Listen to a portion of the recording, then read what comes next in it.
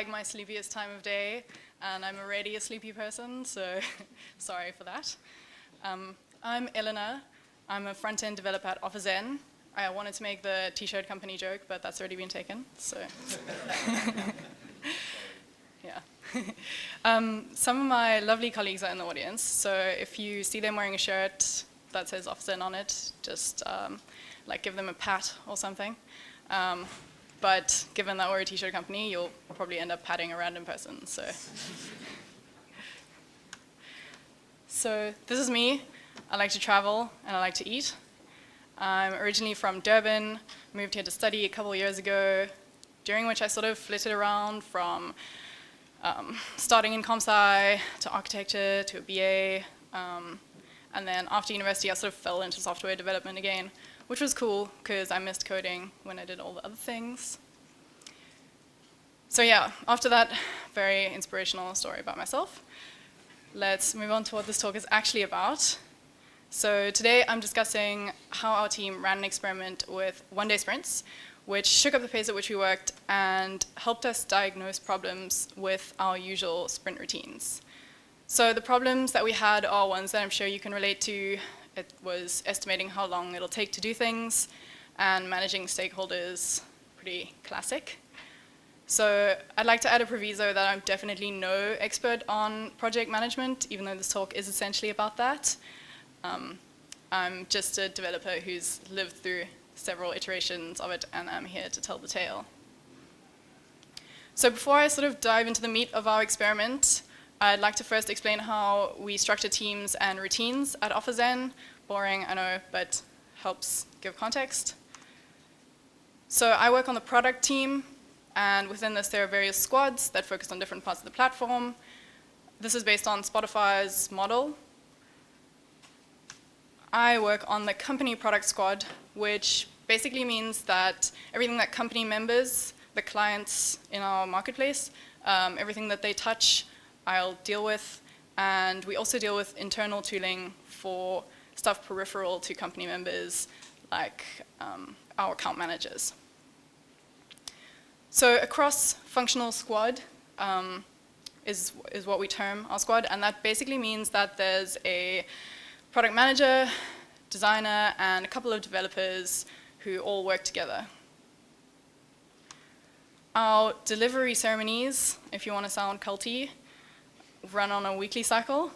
So we start with Backlog Grooming, which is also pretty culty sounding. And this is where the designer and product manager sort of bring high-level missions to the developers and we discuss.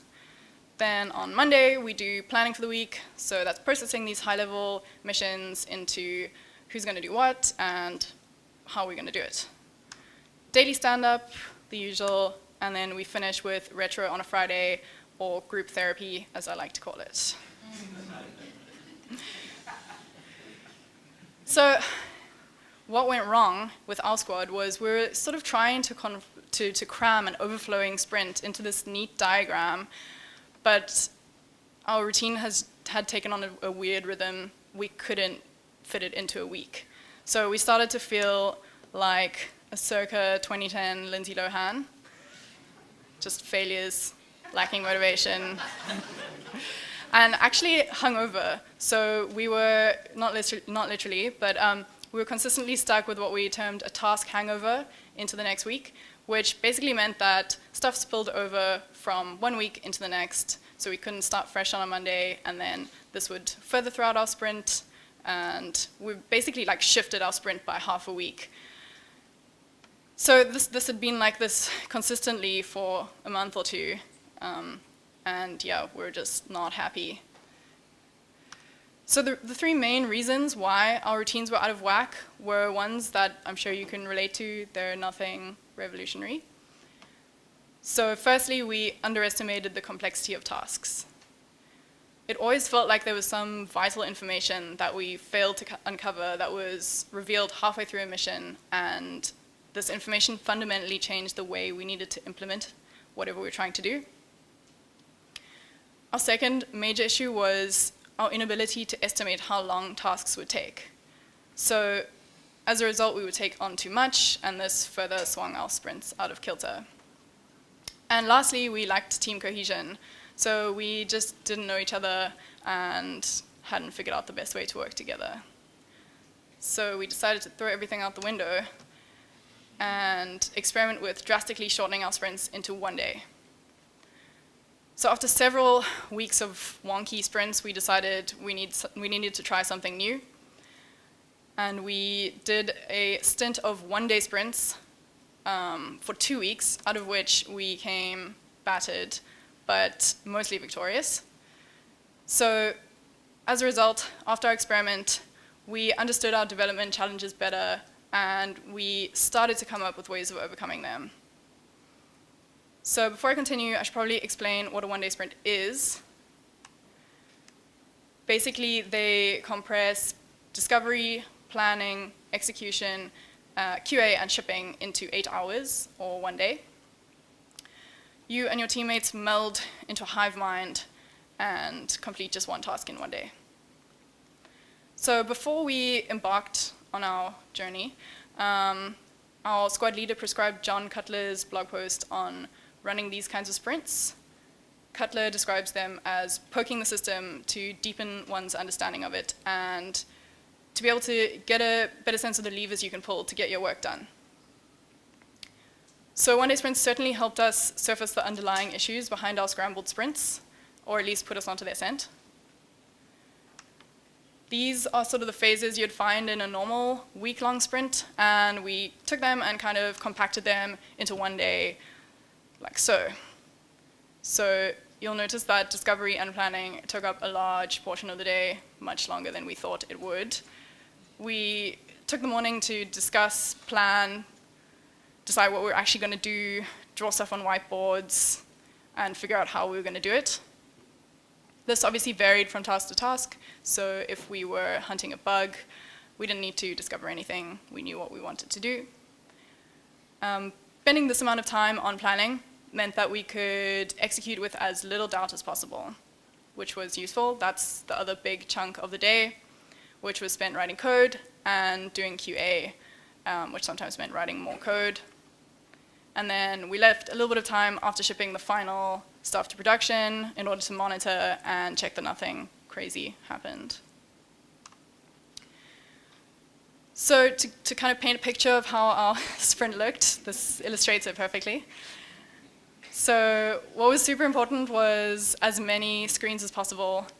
The closer we were to mission control at NASA, the more successful we were. The person who drove, there was one person driving, they had at least 2 screens in front of them that everyone else could see, and then the other 2 people played a supporting role. They had their MacBooks open in front of them and would check stuff on Stack Overflow or documentation. It was also super important that we had a room to work from uninterrupted. So unfortunately, we haven't transcended the physical realm. It's very sad. So let's move back to the problems with my squad's development routines and the impact that our one-day sprint experiment had on each of these problems. So there were 2 facets to our inability to correctly estimate complexity. The first was hidden complexity in the code, and the second was swoop and poop, which I will explain later.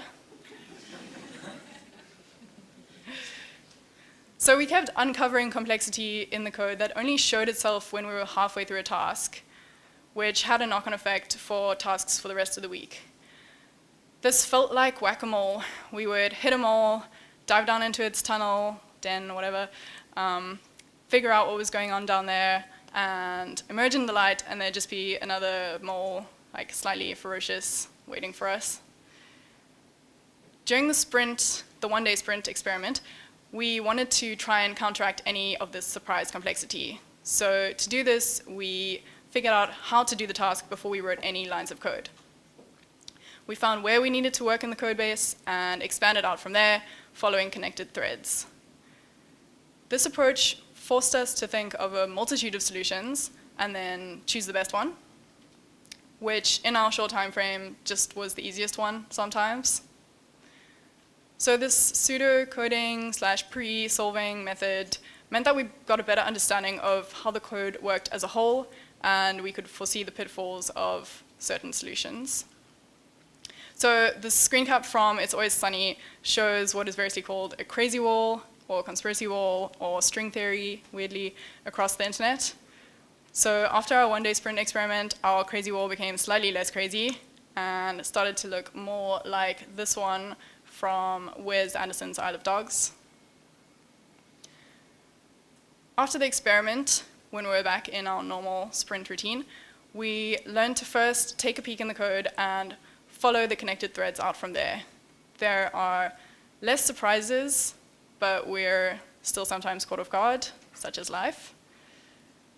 And following this approach regularly has forced us to build up our knowledge of problem areas in our code base, so we generally just have a better idea of where we might encounter issues. We've also incorporated this type of pre-solving into our Monday planning, and we dive deeper on how to execute the task, what parts of the code base it touches. So on to the second facet of our challenge, swoop and poop. So this is how we affectionately refer to stakeholders coming in, changing the scope, revealing something vital. So they sort of would swoop in, poop on what we were doing, and swoop out again, or like on their merry way. So this is not to totally blame them. We weren't extracting all the relevant information soon enough. And in our normal routine, we just didn't account for stakeholders reviewing our work. So as I'm sure you know, this can totally derail your week. And it was happening to us consistently. So part of our problem was that we were a newly formed team. We didn't have any institutional knowledge. We didn't know the right questions to ask. We also just didn't have the authority to say no to scope creep. But most importantly, we wanted to do the task well, and stakeholders were always coming in with more knowledge than us and a well-considered point. So we felt like we had to, in order to do the task well, incorporate the information. During the sprint, we had a super tight deadline, and it couldn't tolerate vital information coming in halfway through the day. So we tried to encourage prompt pooping, and we did this by including stakeholders in the non-technical discovery part of the day, that first chunk I showed in the diagram. In our case, often our stakeholder was our product designer, so we would get him a front-end demo so he could sort of air any grievances he had with our implementation. Another squad, while they were running a one-day sprint, they prepared questions for external stakeholders to try and get as much information out of them as possible. And this worked really well for stakeholders that couldn't spend half a day with them. After our experiment, we had learned to include stakeholders from the beginning of the process and at key points during, when there's anything tangible for them to give feedback on. So we'd transformed from being pooped on to having tamed the swoopers, like this image of David Attenborough that has a falcon being held in front of him or offered to him. I'm not entirely sure, but So our second major challenge was estimating how long stuff would take. So this is a challenge as old as time, and I'm sure everyone has experienced it. And yeah, totally messed up our weekly routine. We committed to too much. Also, what was probably unwise was that we never explicitly estimated how long stuff would take. We sort of guessed what we thought would fit into our 1 week sprint. And yeah, this didn't work out well. So during the one-day sprint, we had to be super careful with estimation. The task had to fit into a day, obviously. So we sort of worked backwards and calculated how much time we actually had to write code. We subtracted sunk time costs like continuous integration tools running, how long it took to spin up a review app for stakeholders to look at, and allowing an hour after deploy to be on call. So this helped us select a task that we could do in about 4 hours, which was how much time we calculated we could have, approximately. Sometimes this meant we had to ruthlessly cut away parts that were not vital to solving the core problem of our task that we'd chosen. So during this process, we sort of learned that things always take longer than you think, both in the normal sprint world and in one-day sprint land. And we figured that it was mostly the long tail of small tasks that took up most of our time. So these are little tweaks that it's really easy to get lost in. There's a bunch of things that we got caught up in, like tweaking styles or doing small refactors of existing components, which is not to say you shouldn't do that, but we didn't account for this in planning.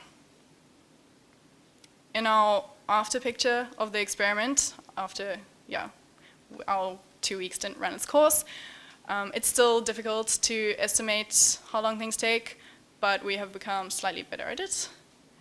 And we now parcel tasks into one-day units. So this, in our planning session, gives us a sense of whether or not we can fit everything into a week. We also try to have a hard minimum of 1 pull request out a day. So the one is obviously for bigger feature work. If there's smaller stuff, then we have more than that. Just the hard minimum sort of helps us get a sense of completion at the end of the day and builds momentum throughout the week. Our final problem was basically one of team unity. So we're all new to OfficeN, we didn't know each other, we didn't know the company, and we hadn't figured out the best way to work together. We're all sort of floundering around, trying to find solutions to stuff, but once the solution was found, that knowledge would remain within the individual. It wouldn't permeate the rest of the squad.